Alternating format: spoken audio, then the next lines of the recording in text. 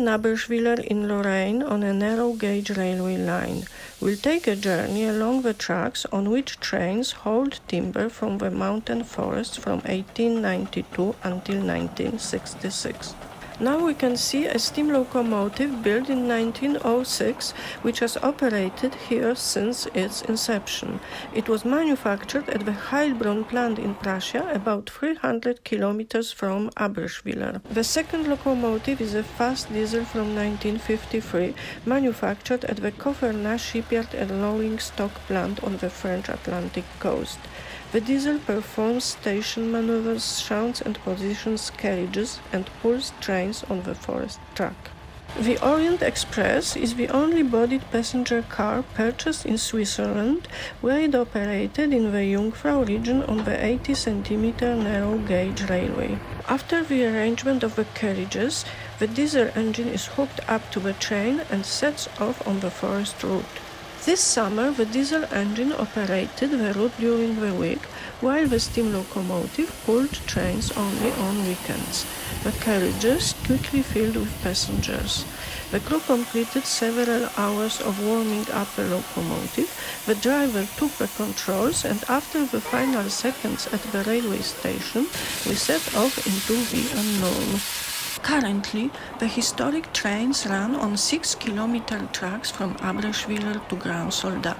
The tracks wind through beautiful forest, first along the Red Sar River and then along a mountain path. The curves are sharp and the tracks climb steeply upwards. The train's speed is slow, around 15 kilometers per hour. The locomotive pulls the train with great effort, the speed decreases, and black smoke billows from the chimney. The journey from Abreschviller to Grand Soldat took half an hour. After checking the undercarriage, especially the brakes, the locomotive was uncoupled from the carriages and came to the water filling station. Adding water to the steam engine tank took 15 minutes. At the final station, passengers could get off and choose between a walk along a forest path, a visit to an old sawmill powered by a water wheel, or observe how the train crew prepared it for its return journey. Most passengers choose this option. The locomotive then headed back towards the platform, driving around the carriages so that the railway workers could couple it to the front of the train. Passengers watched it with great interest. The steam locomotive, shunting very slowly, was preceded by a railway employee warning and ensuring the safety of passengers. With skilled precision and obeying all safety regulations, the railway workers maneuvered the over 100-year-old locomotive weighing several tons. The locomotive descended several dozen meters below the platforms, then a switch was adjusted. The track gradient here in Grand Soldat is very steep. The locomotive moved up and slowly approached the carriages. Then the brakeman coupled it to the train and connected the electric cables as well. The stop at the final station lasted 25 minutes. The crew called in the last latecomers, including me, who was filming the historic train, and we set off on our return journey. The entire journey lasted about an hour and a half. We're in the Vosges, in geologically ancient mountains that aren't very high, reaching about 1,000 meters above sea level in this area. They're heavily forested. The region's richness lies in its forests, dominated by spruce but also abundant with beech and oak. The terrain was difficult to access and sparsely populated. Initially, oxen were used to carry timber down to the valley. However, the dynamically developing industry required much more of this raw material and faster transport. The abundance of timber caused the development of local sawmills. In Abreschviller alone, there were about a dozen. Now I'm going to briefly describe how this railway was built and what its history was like.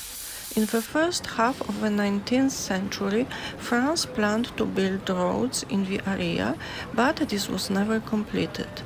In 1870, Napoleon III initiated a war with Prussia in which France suffered a defeat. The Prussians captured Paris and occupied a large portion of eastern France. Alsace and Lorraine became a part of Prussia for 50 years. France reclaimed those territories after its victory in World War I. The forest railway in Abreschviller was built by the Prussians.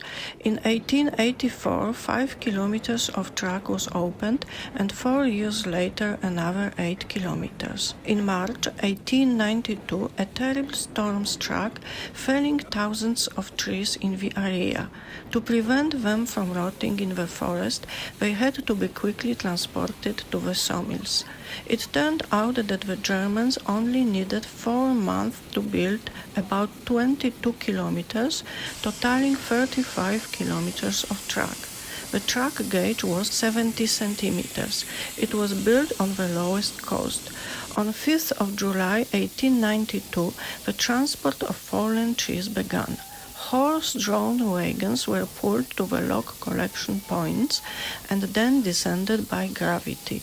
After completing this seemingly one-time task, the removal of many of the tracks began. 10 years after the first storm, another one occurred with a similar result. This stopped decision-makers from dismantling the tracks. In 1918, it was 50 kilometers long. Later, under the Treaty of Versailles, Alsace and Lorraine returned to the French Republic, and the French added 30 kilometers of track, reaching 80 kilometers in 1939. As early as in the 1920s, the forest railway began carrying tourists. It was linked to the right of the paid holidays won by successive professional groups of French workers, which led to the rapid development of tourism in France. Rides on the forest railway were very popular among summer visitors, despite the initially very primitive riding conditions.